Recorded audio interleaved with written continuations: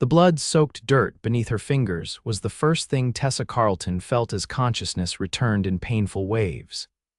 The unforgiving New Mexico sun beat down on her exposed skin, turning her fair complexion an angry red as she lay abandoned on the outskirts of Douglas, Arizona territory. It was 1878, and Tessa Carlton had just become another victim of the lawless frontier, or so her attackers had believed. Tessa's memory came back in fractured pieces. The stagecoach, the masked men, the gunshots, her fellow passengers falling one by one, the rough hands ripping away her belongings. The final blow to her head when she refused to surrender her wedding band, the last connection to her late husband. Then darkness. With trembling fingers, Tessa touched the crusted blood matting her auburn hair. Every movement sent daggers of pain through her skull. Worse still was the dull ache in her abdomen where one of the bandits had kicked her repeatedly. 23 years old and alone in the world, Tessa had been traveling to Douglas to take a position as a schoolteacher. Now she lay in the dirt, robbed of everything except the clothes on her back and the child growing inside her, a secret she'd kept from everyone, even the school board that had hired her. "Help," she croaked, her parched throat producing barely a whisper. No one could possibly hear her this far from town. The stagecoach trail wound a half-mile away, and the attackers had dragged her deep into the scrubland before leaving her for the vultures. With grim determination, Tessa rolled onto her side, crying out as pain lanced through her body. The small swell of her stomach, barely noticeable to strangers but a precious secret to her, compelled her to fight. She couldn't die here, not when her child's life hung in the balance.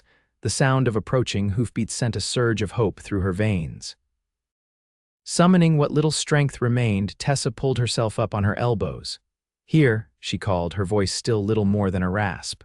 "Please, over here." The hoofbeats slowed, then changed direction. Tessa collapsed back onto the ground, relief and exhaustion overwhelming her. Through dust-caked lashes, she watched a tall figure on horseback emerge from behind a stand of mesquite. The man dismounted with fluid grace, his spurs jingling softly as his boots hit the ground. His face was shadowed by a wide-brimmed hat, but Tessa could make out a strong jawline beneath several days' worth of stubble. "Madam," the voice was deep, cautious. "Dear God," he was at her side in an instant, gently turning her to assess her injuries. His hands were calloused but moved with unexpected tenderness. "They left me for dead," she whispered, tears cutting clean trails through the dirt and blood on her face. The cowboy's expression shifted from concern to something fiercer. His fingers hesitated over her torn dress where it stretched across her slightly swollen belly. With gentle reverence, he placed his palm there, feeling the firm roundness that confirmed what his eyes had suspected. "But we found you," he said softly, his blue eyes meeting hers with unexpected warmth. "Both of you." Tessa felt the world spin as relief and exhaustion claimed her once more. The last thing she remembered was being lifted into strong arms, the scent of leather and sage surrounding her as darkness closed in again. Yates Grayson had been tracking the Vasquez gang for 3 days when he found the woman. As sheriff of Douglas, it was his duty to protect the citizens and enforce what little law existed in this corner of the Arizona territory. The stagecoach robbery had left 4 dead, but the driver had managed to reach town with news of a young woman passenger who'd been dragged away by the bandits. No one expected to find her alive. Yates himself had been searching more out of duty than hope. Finding her breathing and with child had shaken him to his core. Now, as he rode toward town with the unconscious woman cradled against his chest, Yates felt the weight of responsibility settle heavily on his shoulders. Her pulse was weak, her skin hot with fever. The town doctor might not be enough to save her. "Hold on," he murmured, urging his horse to a faster pace. "Just hold on." Douglas came into view as the sun began to set. A collection of wooden buildings stretched along a single main street, with scattered homes and businesses spreading outward like tentative fingers. It wasn't much, but it was home to nearly 500 souls trying to carve out a life in the unforgiving desert. Heads turned as Yates rode down the main street, the unconscious woman held protectively in his arms. By the time he reached Dr. Henderson's office, a small crowd had gathered. "Make way," Yates called, dismounting awkwardly while trying not to jostle his injured charge. Martha Henderson, the doctor's wife, gasped when she opened the door. "Is that the missing passenger?" "Yes," Yates confirmed, carrying Tessa inside. "She needs help immediately, doctor." Henderson appeared from his back room, wiping his hands on a towel. "Bring her in here. Martha, get me hot water and clean linens." Yates laid Tessa gently on the examination table, reluctant to leave her even in the doctor's capable hands. Something about her courage in the face of such brutality had touched him deeply. "Sheriff," Dr. Henderson said firmly, "I need room to work. You can wait outside." Yates nodded, backing away. At the door he paused. "Doc, she's—" He couldn't find the right words. "With child," the doctor finished for him, already examining Tessa's head wound. "I can see that. I'll do everything I can for both of them." Outside in the waiting room, Yates paced restlessly. At 30 years old, he'd seen his share of violence and suffering. 8 years as a sheriff, first in Texas, then here in Arizona Territory, had hardened him in many ways. Yet something about this woman's quiet strength and vulnerability had pierced through his carefully maintained defenses. Martha Henderson emerged an hour later, her apron stained with blood. "She's resting now," she told Yates. "The doctor says she's lucky. The head wound looks worse than it is, though she has a serious concussion. Her other injuries are painful but not life-threatening. And the baby," Martha's expression softened. "The heartbeat is strong, doctor." Henderson believes the child will survive if the mother does. "The next day or two will tell." Yates nodded, relief washing through him. "Does she have a name, any identification?" "Nothing. Everything was taken. She's been drifting in and out of consciousness, but she hasn't been lucid enough to tell us anything." "I'll check with the stage company," Yates said. "They might have a passenger list." Before leaving, he stepped back into the examination room. Tessa lay still and pale on the bed, her auburn hair washed clean of blood and spread across the pillow. The bruises on her face stood out starkly against her fair skin, but her breathing was steady. "I'll find them," Yates promised quietly. "The men who did this will answer for it." 3 days later, Tessa opened her eyes to unfamiliar surroundings. Sunlight filtered through lace curtains, illuminating a small, neat bedroom. For a moment, panic gripped her as the memories of the attack rushed back. Her hand flew to her stomach, a sob of relief escaping her lips when she felt the firm roundness still there. "You're awake." A woman's voice came from nearby. "Thank the Lord." Tessa turned to see an older woman with kind eyes and gray-streaked hair sitting in a chair beside the bed. She wore a simple dress and a gentle smile. "I'm Martha Henderson," the woman said. "My husband is the town doctor. You're safe now, dear, my baby." Tessa's voice was hoarse from disuse. "Is fine as far as we can tell. My husband says you're both very lucky." Tears of gratitude spilled down Tessa's cheeks. "Where am I?" "Douglas, Arizona Territory. Sheriff Grayson found you 3 days ago and brought you here." The memory of strong arms and a deep voice returned to Tessa. "The cowboy," she murmured. Martha chuckled. "Sheriff Yates Grayson does have that look about him, doesn't he? Been pestering us daily about your condition. Said he'd like to know when you're able to talk." "Talk," Tessa's brow furrowed. "About who attacked you, dear. The sheriff's determined to bring them to justice." Martha patted Tessa's hand. "But that can wait until you're stronger. Can you tell me your name?" Tessa Carlton." "Well, Miss Carlton, Mrs." Tessa corrected automatically, then felt her face flush. "That is, I was married. My husband died 6 months ago, influenza." Understanding dawned in Martha's eyes as she glanced at Tessa's belly. "I'm sorry for your loss, Mrs. Carlton." "Thank you." Tessa looked away, uncomfortable under the scrutiny. "I was coming to Douglas to be the new school teacher. The school board was expecting me." "Ah," Martha brightened. "That explains it. Reverend Williams mentioned they'd hired someone from back east. He'll be relieved to know you survived." A knock at the door interrupted them. Martha rose to answer it, speaking in low tones to someone in the hallway before returning to Tessa's bedside. "Sheriff Grayson is here." "Do you feel up to speaking with him? I can send him away if you need more rest. Tessa hesitated, then nodded. I'll see him. Martha opened the door wider, and Tessa got her first clear look at the man who had saved her life. Sheriff Yates Grayson was tall and broad-shouldered, with sun-bronzed skin and eyes the color of a summer sky. His dark hair was slightly too long, curling at the collar of his shirt. Without his hat, he looked younger than she had imagined, though the lines around his eyes spoke of hardship and responsibility. Mrs. Carlton, he said, removing his hat and holding it respectfully in his hands.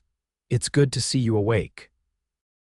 Thank you for finding me, Sheriff, Tessa replied, suddenly aware of her disheveled appearance.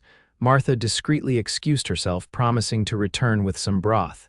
Yates took the seat beside Tessa's bed, his large frame making the small chair look almost comical. How are you feeling? Like I've been trampled by horses, Tessa admitted, managing a small smile, but alive thanks to you.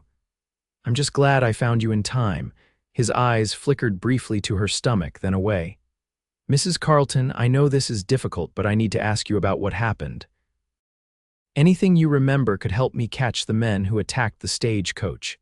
Tessa closed her eyes, the memories washing over her in vivid detail.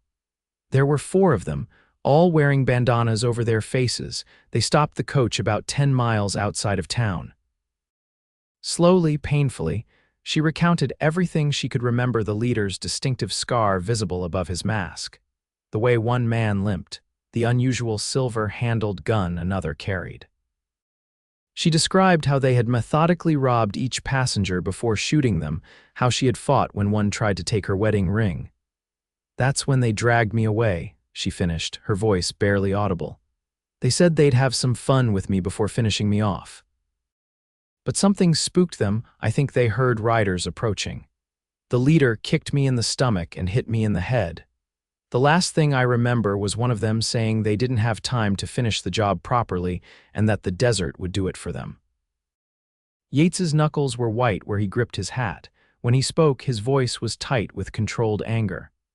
The Vasquez gang, they've been terrorizing this area for months, but this is the first time they've left no survivors, or so they thought. Tessa met his gaze. You'll catch them. Yes, madam, now that I have a witness who can identify them, I will. He hesitated. Mrs. Carlton, when you're recovered enough, I'd like you to look at some wanted posters, see if you can confirm their identities. Of course. Tessa shifted, wincing as pain shot through her ribs. Sheriff, what about my position? The school? Reverend Williams runs the school board. He's been informed of your situation and says the position is still yours when you're well enough to take it. Yates smiled slightly, though he was a bit surprised to learn about your condition. Tessa felt heat rise in her cheeks. I didn't tell them. I was afraid they wouldn't hire a widow with a child on the way. Your secret's safe in Douglas, Yates assured her. Folks here look after their own, but I'm not one of their own. I'm a stranger. Not anymore, Yates said simply, rising to his feet. You rest now, Mrs. Carlton. I'll check in on you tomorrow. As he reached the door, Tessa called out, Sheriff, my things, the stagecoach company was transporting a trunk with all my belongings. Yates's expression told her everything before he spoke. I'm sorry, the bandits took everything of value. What they didn't take, they burned. Tessa swallowed hard, fighting back tears. Everything she owned in the world gone. Her teaching materials, her clothes, the few mementos of her husband and their brief marriage all destroyed. We'll help you get back on your feet, Yates promised, seeing her distress. Douglas takes care of its teachers. After he left, Tessa allowed the tears to fall.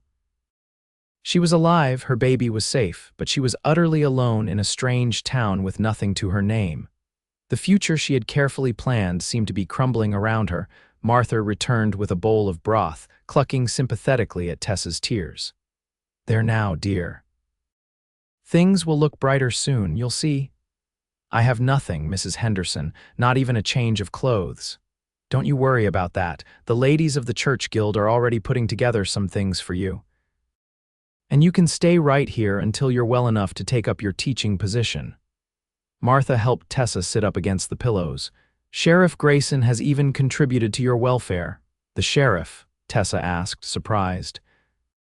Paid for your medical care himself, Martha nodded, handing Tessa the bowl of broth. Said it was the town's responsibility to look after you. Between you and me, I think he feels particularly protective of you and your little one. Tessa sipped the broth, considering this information. He seems a good man. One of the best, Martha agreed. Never married, keeps to himself mostly. Came here 5 years ago from Texas with a reputation as a man who gets things done. Douglas was little more than a stop on the stagecoach line back then, plagued by outlaws. Within a year, Yates had cleaned things up enough that families started settling here. Tessa listened, curious about the man who had saved her life. There was something compelling about Sheriff Grayson, a quiet strength and dignity that reminded her of her late husband, Thomas, yet different in ways she couldn't quite define. Eat your broth, Martha urged gently. You're eating for 2 now. In the following days, Tessa grew stronger under Martha Henderson's careful attention. The bruises on her face faded from angry purple to sickly yellow, and the pain in her ribs subsided enough that she could move about without gasping. By the end of the week, she was able to leave her bed for short periods, sitting by the window in a borrowed nightgown and robe. True to Martha's word, the ladies of Douglas had rallied to her aid. A trunk arrived filled with donated clothing, some new, some gently used, all altered to accommodate her changing figure. Books for teaching, paper, and pencils appeared, along with small comforts like a hairbrush and mirror. Tessa was sitting by the window, brushing out her long auburn hair, when Sheriff Grayson came to call again.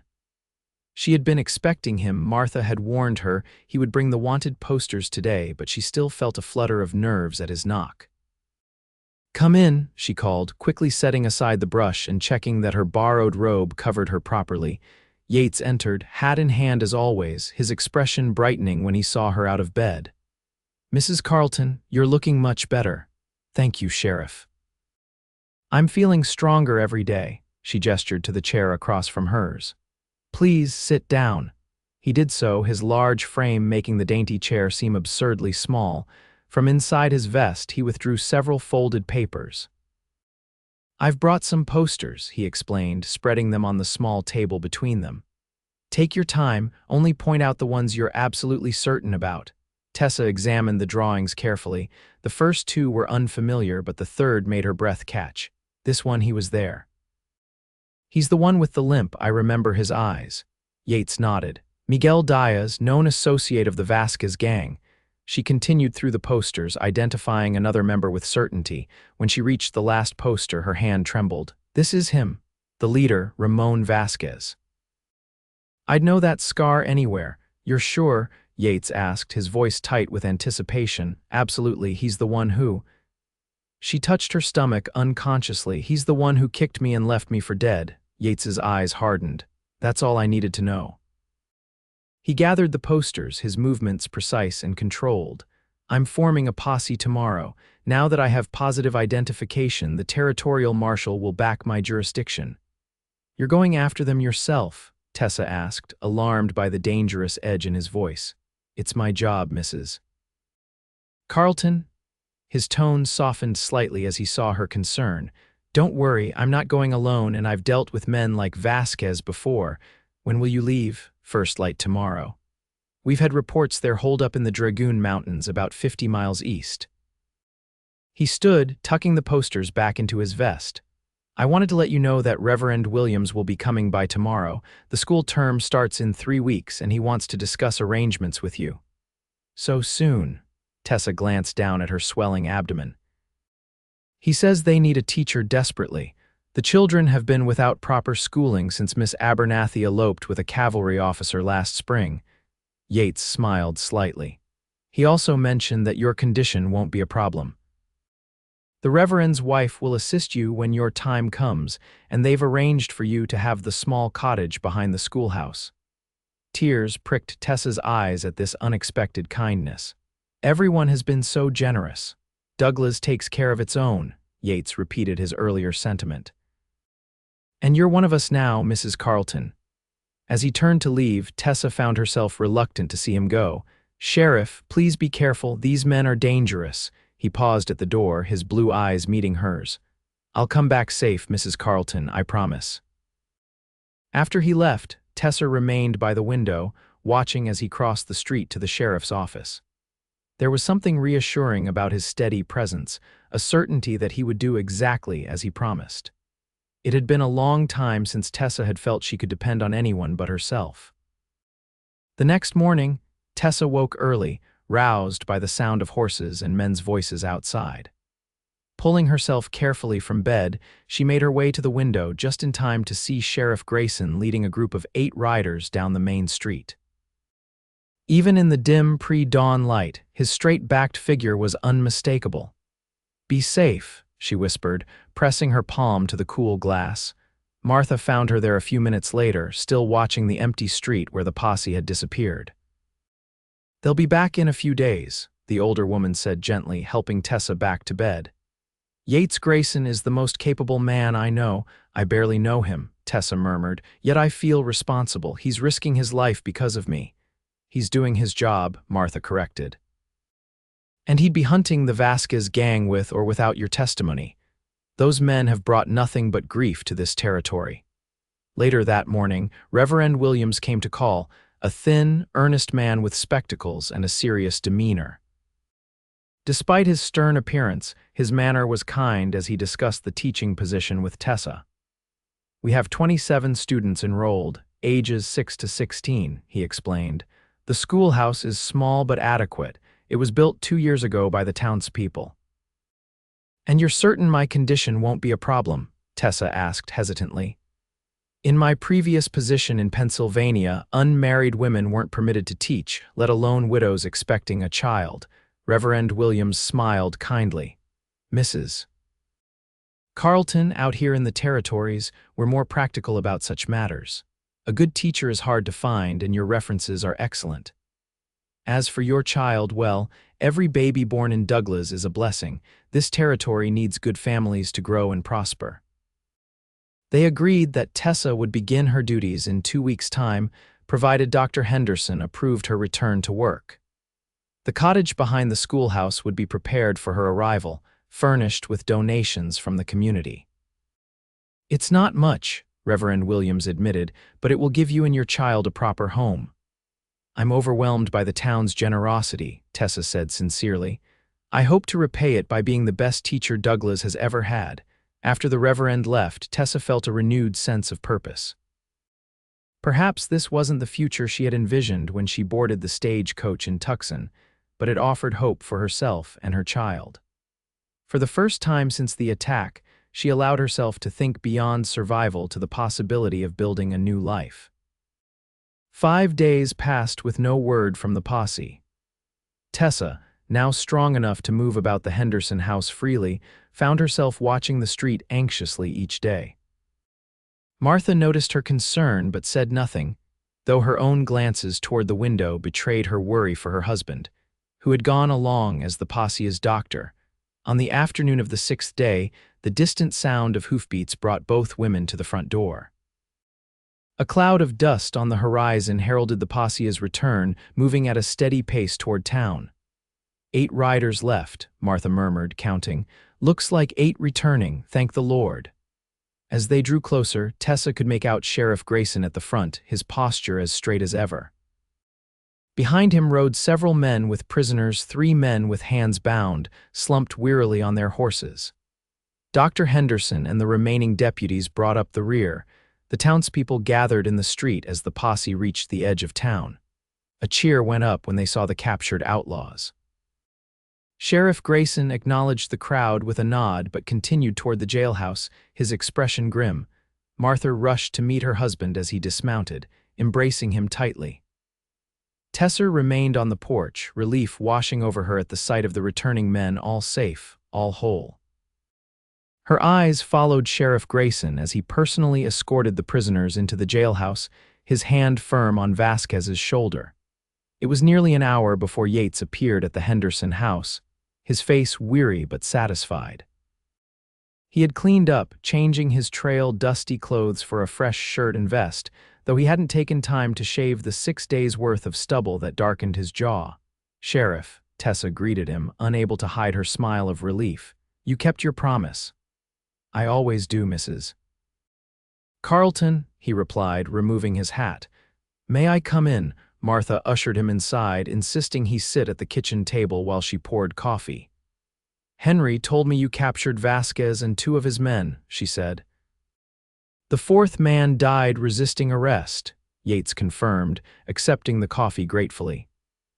Vasquez and his remaining men will stand trial in Tucson next month. I'll need you to testify, Mrs. Carlton, if you're able. Tessa nodded, though the thought of facing her attackers again made her stomach clench with anxiety. Of course, whatever is necessary. I've wired the territorial marshal. He'll arrange for a military escort to Tucson when the time comes. Yates's eyes met hers. You won't be alone, Mrs. Carlton. I'll accompany you myself. Thank you. Tessa found herself warming under his steady gaze. And please, after all you've done for me, I think you might call me Tessa. A smile touched his lips, softening the hard planes of his face. Only if you'll call me Yates, at least when I'm not on official business. Martha tactfully excused herself to check on dinner, leaving them alone in the kitchen. For a moment, an awkward silence fell between them. I hear you'll be starting at the school soon, Yates said finally. Yes, in another week. Dr. Henderson says I'm healing well. Tessa smoothed her skirt over her growing belly. Though I imagine I'll be quite a sight by the end of the school term. Yates's expression grew serious. Tessa, I want you to know that if you need anything at all, you can come to me. The sheriff's office is always open to you. You've already done so much, not nearly enough. His voice was gruff with emotion. What happened to you on that stagecoach happened in my jurisdiction, under my watch. I feel responsible. You saved my life, Tessa reminded him gently. And my child's. We both would have died out there if not for you. He shook his head, unwilling to accept her absolution so easily. I should have caught Vasquez months ago, before he had the chance to hurt you or anyone else. Tessa reached across the table impulsively, covering his hand with hers. You can't blame yourself for the evil that men do. You can only try to bring them to justice, which is exactly what you've done. Yates stared at her hand on his, then slowly turned his palm upward, his fingers curling around hers. The contact sent a warmth spreading through Tessa's chest that had nothing to do with her physical condition. You're a remarkable woman, Tessa Carlton, he said quietly. The moment was broken by Martha's return, carrying a steaming pot of stew. Yates released Tessa's hand and stood quickly. I should go. There's paperwork waiting for me at the office. He settled his hat back on his head. Thank you for the coffee, Mrs. Henderson. Won't you stay for supper? Martha asked. There's plenty. Another time, perhaps. His eyes lingered on Tessa. I'll come by tomorrow to discuss the arrangements for the trial. Good evening, ladies. After he left, Martha gave Tessa a knowing look. That man hasn't taken his eyes off you since the day he carried you into town. Tessa felt her cheeks warm. He feels responsible for what happened to me, that's all. If you say so, dear. Martha smiled to herself as she ladled stew into bowls. If you say so.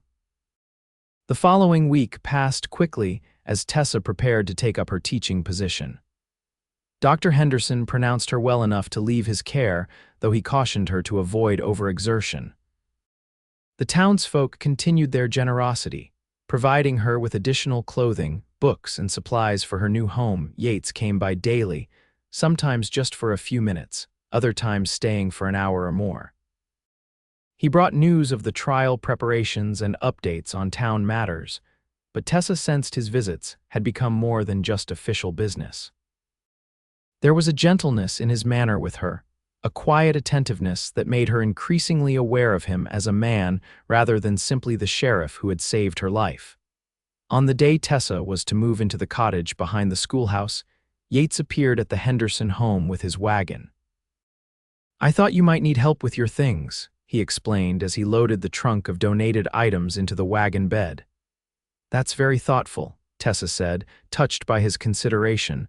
The cottage was small but well-maintained, with 2 rooms downstairs and a small loft above. The women of the town had cleaned it thoroughly and furnished it with simple but comfortable pieces: a bed, a table and chairs, a rocking chair by the hearth, a small bookshelf already half filled with books. Someone had placed wildflowers in a jar on the windowsill, and the pantry was stocked with basic provisions. "It's perfect," Tessa breathed, turning slowly to take in her new home. Yates set down her trunk, watching her reaction with satisfaction. "The town wanted you to feel welcome. I do." She blinked back tears of gratitude, more than I can express. As they unpacked her few belongings, Tessa was acutely aware of Yates's presence in the small space. His tall frame seemed to fill the cottage, making it feel simultaneously smaller and more secure. "Reverend Williams said you can use the schoolhouse stove until winter," Yates explained, building a small fire in the cottage's fireplace to take the evening chill out of the air. "He's arranged for firewood to be delivered next week." "Everyone has been so kind," Tessa said, arranging her books on the shelf. "I've never experienced such community before." "That's Douglas," Yates replied, straightening from the hearth. "People look out for each other here." When everything was unpacked and arranged to Tessa's satisfaction, she realized the day had slipped into evening. Yates seemed reluctant to leave, lingering by the door. "You'll be all right here alone?" he asked, concern evident in his voice. "I'll be fine," Tessa assured him.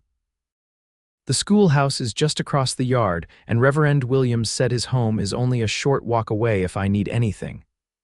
"My office is always open," Yates reminded her. "Day or night, I know." She smiled up at him, suddenly shy. "Thank you again, Yates, for everything." He nodded, settling his hat on his head. "I'll stop by tomorrow to see how you're settling in." After he left, Tessa moved about her new home, still marveling at the turn her life had taken. A month ago, she had been traveling alone to an uncertain future. Now she had a home, a position, and a community that had embraced her despite her circumstances. And she had Yates Grayson, whose steadfast presence had become a comfort she hadn't known she needed. That night, as Tessa lay in her new bed, she felt her baby move, a fluttering sensation that brought tears to her eyes. For the first time since losing Thomas, she allowed herself to believe that the future might hold happiness after all. The next morning, Tessa rose early to prepare for her first day at the schoolhouse. Reverend Williams had given her a key and suggested she spend a few days familiarizing herself with the building and materials before classes began the following Monday.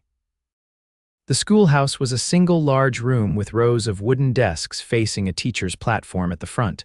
Large windows let in abundant light, and a pot-bellied stove stood in the corner for winter heating. Bookshelves lined one wall, containing a modest collection of texts and readers. A chalkboard hung behind the teacher's desk, and maps of the United States and Arizona Territory were mounted on the side walls. Tessa ran her fingers over the smooth surface of the teacher's desk, a sense of purpose filling her. This was why she had come to Douglas to teach, to shape young minds, to build a future for herself and her child. She spent the morning examining the available books and materials, making notes on what she would need to acquire or create. By midday, she had outlined lessons for the first week and begun writing a list of classroom rules to be displayed. A knock at the schoolhouse door interrupted her work. Expecting Reverend Williams, Tessa was surprised to find Yates standing there, holding a covered basket. "I thought you might forget to eat," he explained, lifting the basket. "Martha Henderson sent some food." "That was thoughtful of her," Tessa smiled, gesturing him inside, "and of you to deliver it." They sat at one of the larger student desks while Tessa ate the simple meal of bread, cheese, and cold chicken. Yates looked around the schoolhouse with interest. "I never had much formal schooling," he admitted. "My father taught me to read and write, and I picked up the rest as I went along." "Where did you grow up?" Tessa asked, realizing how little she knew about him. "Texas, mostly. My father ran a small ranch near El Paso. After he died, I worked as a ranch hand, then a deputy in various towns before becoming sheriff in a place called Dry Creek." He shrugged. "When I heard Douglas needed a sheriff, I decided to make a change." "Do you have family?" "Not anymore. My mother died when I was young and my father 10 years ago. No brothers or sisters." His gaze settled on her face. "What about you? Besides your husband, is there anyone else?" Tessa shook her head. "My parents passed away years ago. I was teaching at a small school in Pennsylvania when I met Thomas. He was a doctor. We were only married a year before he died of influenza last winter. Her hand moved unconsciously to her stomach. I didn't know I was expecting until after he was gone. The school dismissed me when they found out it wasn't proper for a woman in my condition to teach impressionable young minds, they said. That's when I saw the advertisement for a teacher in Arizona Territory. You're brave to come all this way alone, Yates said, his admiration evident. I didn't feel brave, Tessa admitted. I felt desperate. No one would hire me back east, and I couldn't bear the pitying looks from people who had once respected me. Well, their loss is Douglas's gain. Yates smiled, the expression transforming his usually serious face. These children are lucky to have you. Tessa felt a warmth spread through her that had nothing to do with the midday sun streaming through the windows. There was something about Yates Grayson that made her feel valued and protected in a way she hadn't experienced since Thomas died. The first day of school arrived with perfect autumn weather. 27 students of various ages filed into the schoolhouse, eyeing their new teacher with curiosity. Tessa, dressed in her best borrowed gown, welcomed them with a warm smile, determined not to let her nervousness show. "Good morning, children. I am Mrs. Carlton, your new teacher." A murmur ran through the room as the students took in her appearance, including her visibly pregnant figure. Tessa had debated whether to address it directly and decided honesty was the best approach. "As you can see, I will be welcoming a new addition to my family later this year. I expect this to cause minimal disruption to our studies, and Mrs. Williams has agreed to assist us when the time comes." A small girl in the front row raised her hand. "Is your husband a cowboy, madam?" Tessa's smile faltered slightly. "My husband has passed away, Sarah, but I'm sure he would have enjoyed being a cowboy if he had lived in Arizona Territory." The matter-of-fact explanation seemed to satisfy the children's curiosity, and they soon turned their attention to the lessons Tessa had prepared. By midday, she felt she had established a good rapport with her students, despite the whispers and occasional glances at her stomach. At lunchtime, the children scattered to the schoolyard to eat from their lunch pails. Tessa sat at her desk, reviewing her afternoon lessons when a shadow fell across her papers. Looking up, she found Yates standing in the doorway, hat in hand. "Sheriff Grayson," she greeted him, suddenly conscious of how her hair had begun to escape its neat bun during the morning's activities. "Mrs. Carlton." He nodded formally, aware of the few students who remained inside. "I was passing by and thought I'd see how your first day is going." "Very well, thank you." She stood, smoothing her dress over her swelling abdomen. "The children seem eager to learn." Yates stepped closer, lowering his voice. "I received a telegram from Tucson this morning. The trial is set for 3 weeks from now. I'll need to take you there to testify." Tessa nodded, a flicker of anxiety passing through her. "I understand. Don't worry," he assured her, reading her expression. "I've arranged everything. We'll take the stage to Tucson with 2 of my deputies as additional protection. You'll stay with the marshal's wife while we're there. 2 days at most, then back to Douglas."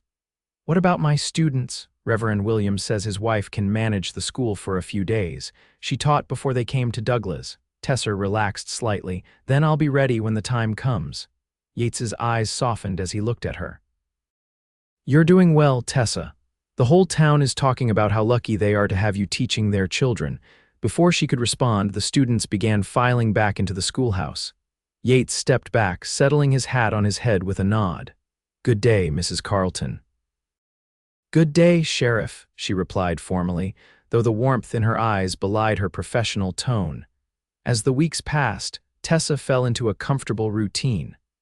Teaching during the day, preparing lessons in the evenings, and making her small cottage into a home filled her time.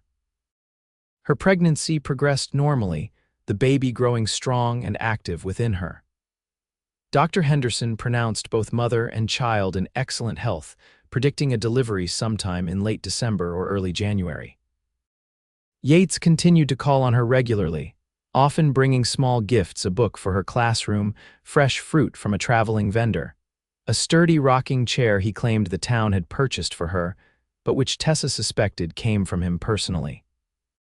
Sometimes he would stay for supper, which Tessa increasingly found herself looking forward to preparing on the days he visited. Their conversations ranged from town matters to books they had read, from childhood memories to hopes for the future.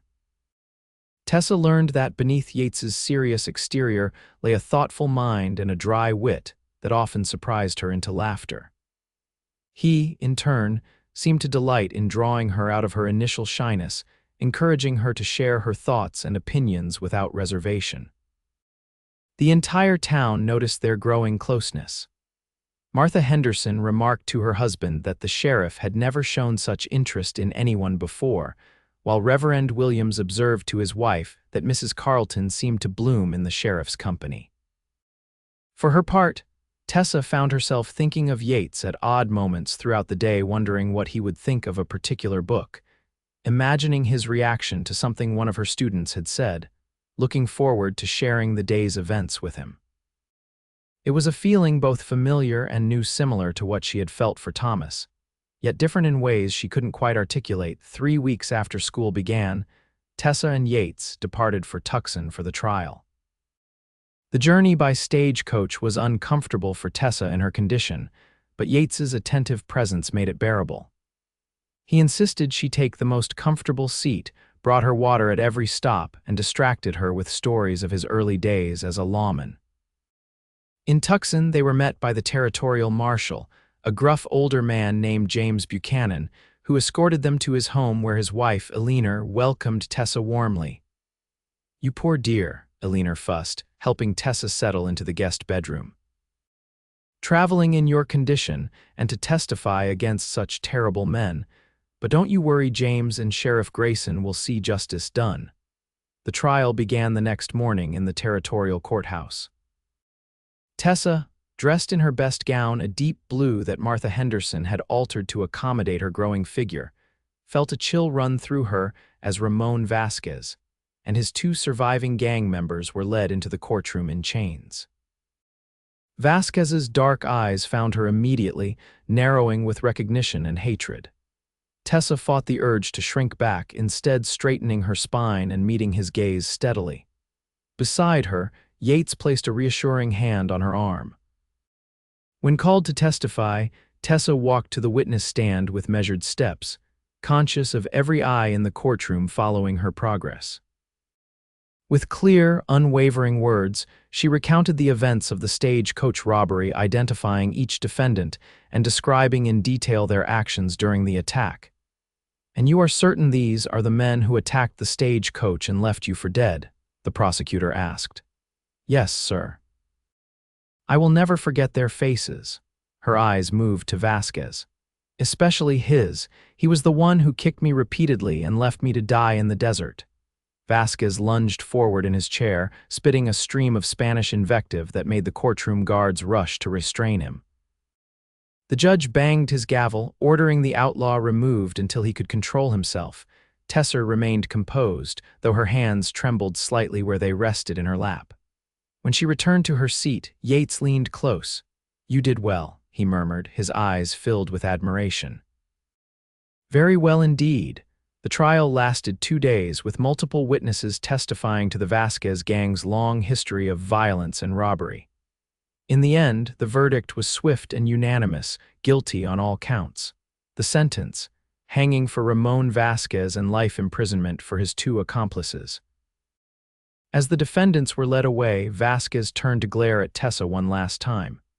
"This isn't over, Senora," he hissed in heavily accented English. "Vasquez has friends who will remember you." Yates moved instantly, placing himself between Tessa and the outlaw. "It's over for you, Vasquez. You'll never threaten anyone again." On the journey back to Douglas, Tessa was quieter than usual, Vasquez's threat echoing in her mind despite her attempts to dismiss it. "He can't hurt you," Yates assured her when she finally confessed her fears. "He'll hang within the month, and his accomplices will spend the rest of their lives in Yuma prison. The Vasquez gang is finished." "What if he does have friends?" Tessa asked softly. "What if they come looking for revenge?" Yates took her hand, his grip warm and reassuring. "Then they'll have to go through me first, and that's not something many men are willing to attempt." His confidence eased her worry, and by the time they reached Douglas, Tessa had pushed the threat to the back of her mind. The town welcomed them back with the news that Ramon Vasquez had already been transferred to Yuma prison to await his execution. Life in Douglas returned to normal. Tessa's days were filled with teaching, her evenings with preparation and grading. As her pregnancy progressed into its final months, the townspeople's acceptance of her condition warmed her heart. The children's mothers often stopped by with advice or small gifts for the baby, while the fathers of her students made sure her woodpile was always full and her cottage in good repair. And then there was Yates, whose presence in her life had become so natural that Tessa could hardly remember a time when he hadn't been part of her daily routine. He still maintained a professional demeanor when they were in public, but in the privacy of her cottage, a deeper connection was growing between them, unspoken but undeniable. One evening in early December, as the first real cold of winter settled over Douglas, Yates arrived at Tessa's cottage with an armful of firewood and a concerned expression. "There's a storm coming," he explained, stacking the wood neatly beside her hearth. "The stagecoach driver says it's already snowing in the mountains." Tessa moved about the small kitchen, preparing tea.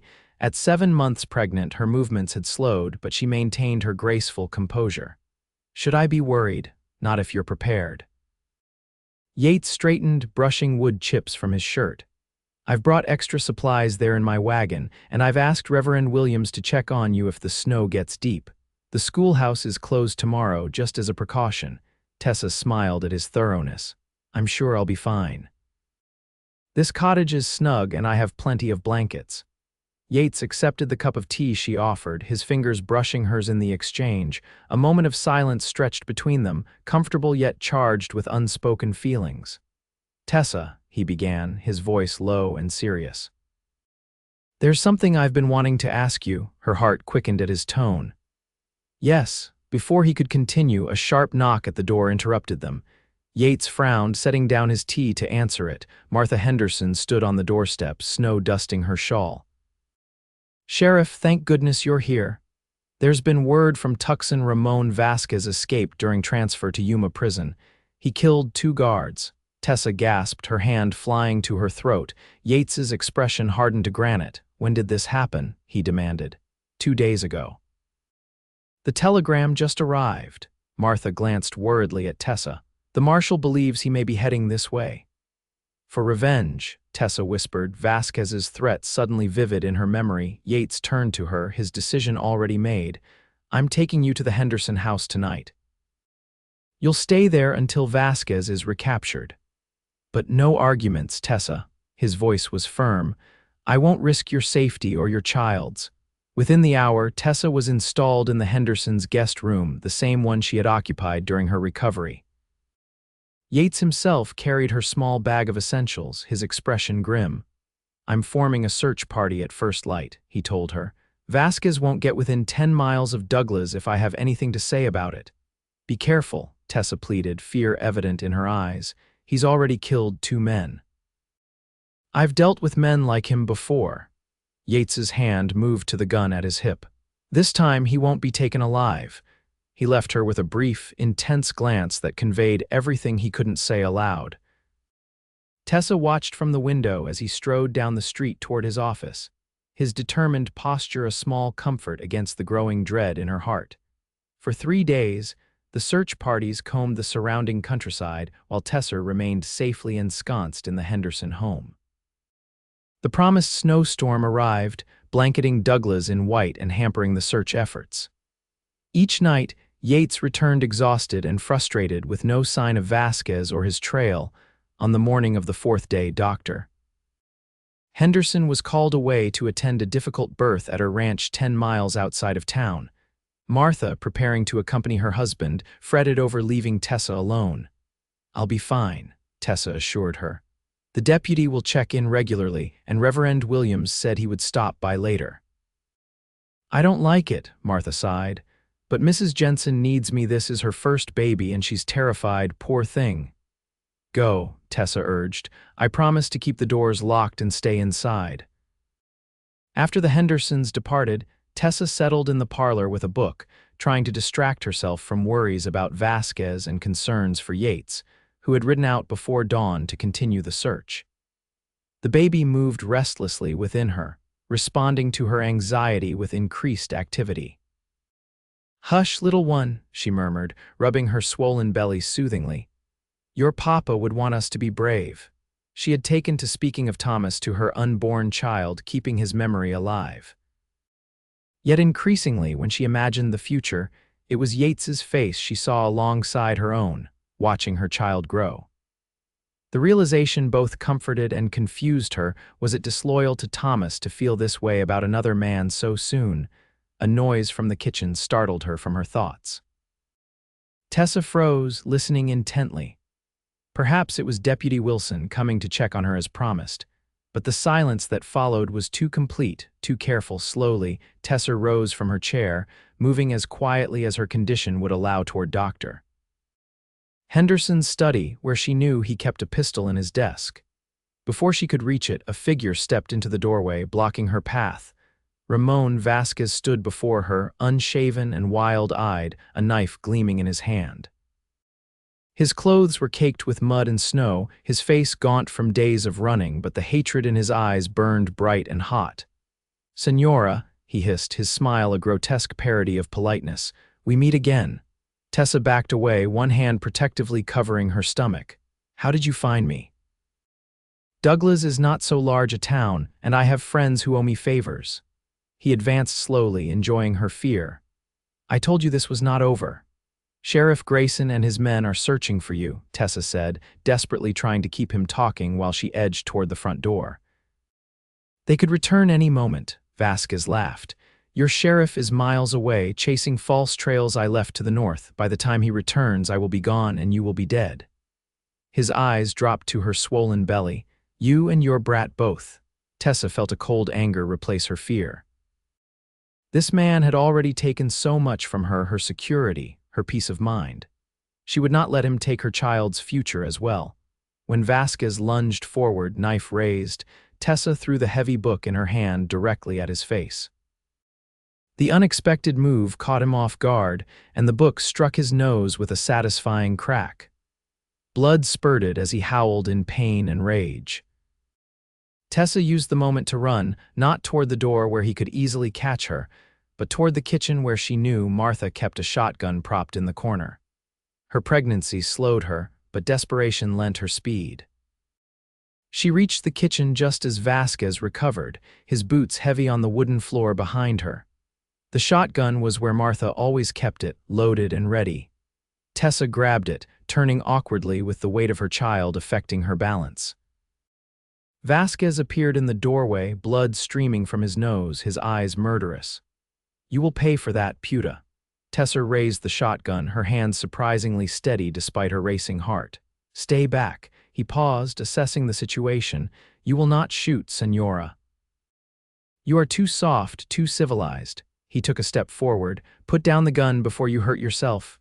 "Don't come any closer," Tessa warned, her finger tightening on the trigger. "I know how to use this."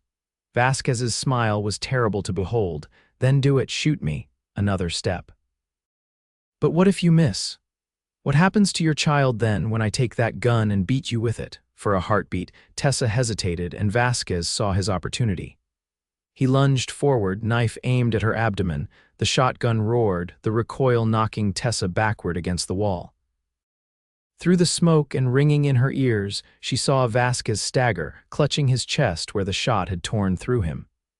He remained upright for an impossible moment, shock replacing the hatred in his eyes. Then he crumpled to the floor, the knife clattering beside him. Tessa slid down the wall, the empty shotgun falling from her numb fingers.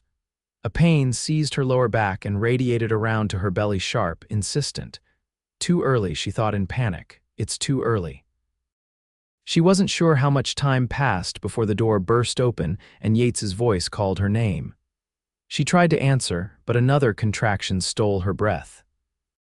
Then he was there, kneeling beside her, his face pale with fear as he took in the scene. Vasquez's body sprawled on the floor, the shotgun beside Tessa, her face contorted with pain. "Tessa, are you hurt? Did he, the baby?" she gasped. "The baby's coming, too soon."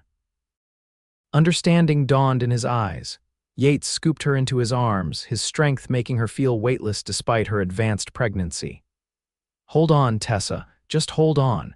He carried her to the bedroom, shouting for his deputy to fetch Martha Henderson from the Jensen ranch immediately. As he laid her gently on the bed, another contraction gripped her stronger than before. "Don't leave me," she begged, clutching his hand. "Never," he promised fiercely. "I'm right here." The next hours passed in a blur of pain and fear for Tessa. Martha returned in record time, taking charge of the situation with calm efficiency. Dr. Henderson arrived shortly after, his medical bag in hand. Yates remained at Tessa's side throughout, allowing her to crush his hand during contractions, wiping her brow with a cool cloth, murmuring encouragement when she thought she couldn't bear any more. "You're the strongest woman I've ever known," he told her when she wept that she couldn't do it. "You faced down Vasquez to protect your child. This is just one more battle and you're winning." Just before dawn, after hours of labor, Tessa's son was born small but perfect, with a lusty cry that brought tears of joy to his mother's eyes. "Doctor." Henderson pronounced both mother and child remarkably healthy despite the premature birth and traumatic circumstances. "He'll need extra care for a few weeks," the doctor advised as he placed the swaddled infant in Tessa's arms. "But he's a fighter, just like his mother." Exhausted but radiant, Tessa gazed down at her son Thomas Yates Carlton, named for the two men who had shaped his destiny before he even drew breath. His tiny hand curled around her finger with surprising strength, and Tessa felt her heart expand with a love so profound, it took her breath away. When she looked up, Yates was watching them with an expression that made her chest tighten. In his eyes she saw not just tenderness, but a yearning so deep it matched her own. "Would you like to hold him?" she asked softly. Yates hesitated, then carefully took the tiny bundle into his large hands.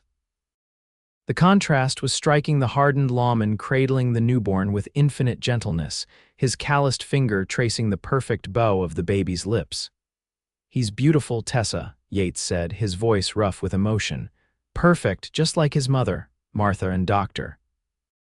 Henderson exchanged glances and quietly left the room, giving them privacy in this intimate moment. "I was so afraid," Tessa admitted, watching Yates with her son.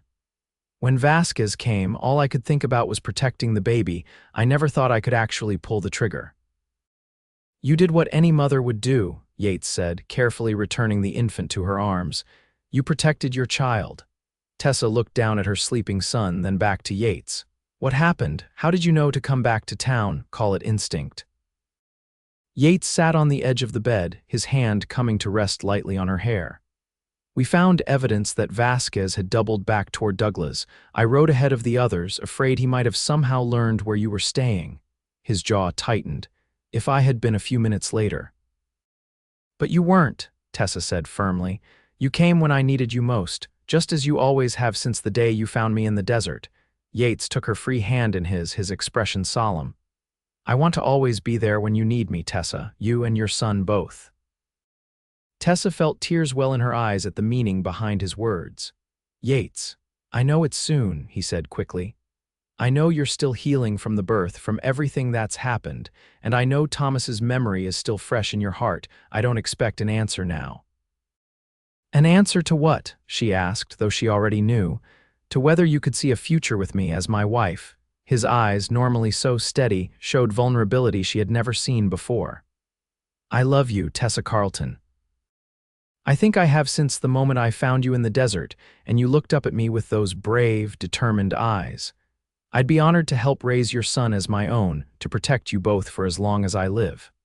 A tear slipped down Tessa's cheek. "I've been so confused about my feelings," she confessed, "wondering if it was disloyal to Thomas to care for you so deeply so soon after his death." "What does your heart tell you?" Yates asked quietly. "That Thomas would want me to be happy, to give our son a father who loves him." Her voice strengthened with certainty. "And that I love you, Yates Grayson, more than I thought possible to love again." The smile that transformed his face was like sunrise breaking over the desert, sudden, radiant, revealing depths she had only glimpsed before. "Then say you'll marry me," he urged, his thumb brushing away her tears. Say you'll let me spend my life loving you and this boy. Yes, Tessa whispered, her heart so full she thought it might burst. Yes, I will marry you, Yates. He leaned forward carefully, mindful of the baby between them, and kissed her with a tenderness that made fresh tears spring to her eyes. When he pulled back, his own eyes were suspiciously bright. "You've made me the happiest man in Arizona territory," he murmured. Little Thomas chose that moment to wake, his tiny face scrunching in hunger. As Tessa adjusted her nightgown to nurse him, Yates watched with a mixture of awe and love that told her everything she needed to know about the future that awaited them.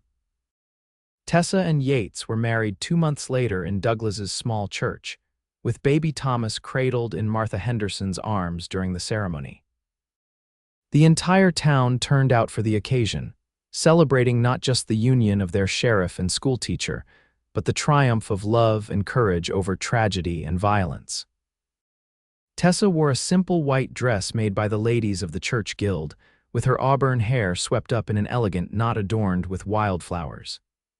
Yates, uncharacteristically nervous, waited at the altar in a new suit, his badge polished to a shine on his chest. When Reverend Williams pronounced them husband and wife, the cheer that went up from the congregation nearly lifted the roof from the church. Yates kissed his bride with restrained passion, mindful of their audience but unable to completely hide the depth of his feelings. The reception was held in the schoolhouse, decorated for the occasion with ribbons and flowers. Tables groaned under the weight of food contributed by every family in Douglas. Children ran playing between the adults, their laughter a joyful soundtrack to the celebration. As evening approached, Yates found his bride sitting quietly in a corner, watching as Martha Henderson showed off little Thomas to a group of admiring townswomen. "Tired, Mrs. Grayson?" he asked softly, taking the seat beside her. Tessa smiled at her new name. "A little, but happy beyond words." "You know, I never finished what I was going to ask you that night Vasquez escaped," Yates said, taking her hand in his, before Martha interrupted us. "I think I can guess what it was," Tessa replied, squeezing his fingers. "Maybe." He smiled, the expression still new enough to surprise those who knew him only as the serious, taciturn sheriff. "But there was more. I wanted to tell you that from the moment I found you in the desert, something changed in me. When you whispered they left me for dead and I felt your child beneath my hand, I knew I had found something I never knew I was looking for." Tessa's eyes shimmered with tears. "And what was that?" "A family," Yates said simply. "A reason to come home at night. A future filled with more than just doing my duty." "You found us," Tessa whispered, echoing his words from that fateful day. "Both of us." "And I'll never let you go," he promised, leaning in to kiss her softly. Martha approached with Thomas, who was beginning to fuss. "I think someone wants his mama," she said, carefully transferring the infant to Tessa's arms. As Tessa cradled her son, Yates's arm around her shoulders, she marveled at how completely her life had transformed in less than a year. From tragedy to joy, from abandonment to belonging, from solitary grief to a love that encompassed not just her new husband but an entire community. "What are you thinking about?" Yates asked, noticing her contemplative expression. "About beginnings," Tessa replied, smiling up at him. "And how sometimes they come disguised as endings."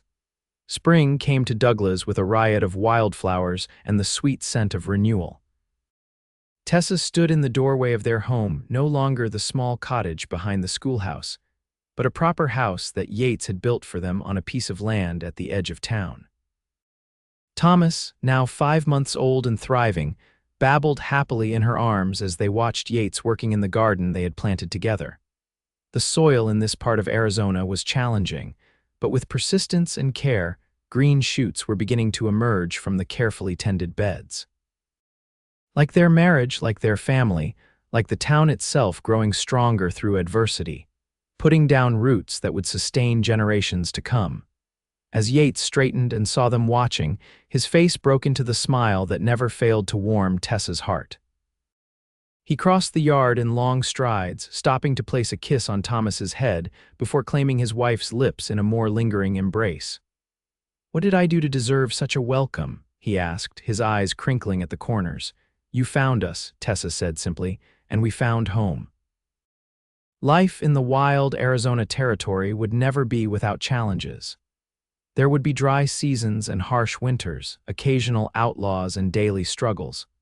But for Tessa and Yates Grayson, each difficulty would be faced together, with the strength and courage they had discovered in each other. And when Thomas grew older, they would tell him the story of how his father had found his mother in the desert, abandoned but not defeated. How he had touched her belly and promised protection to them both. How love had blossomed between them, unexpected and unstoppable as the wildflowers that transformed the desert after rain. It was a story of the West at its most authentic, not just of lawmen and outlaws, stagecoaches and shootouts, but of human resilience and the enduring power of love to heal even the deepest wounds. A story they would pass down through generations, ensuring that long after the wild frontier had been tamed, the courage and devotion that had flourished there would never be forgotten.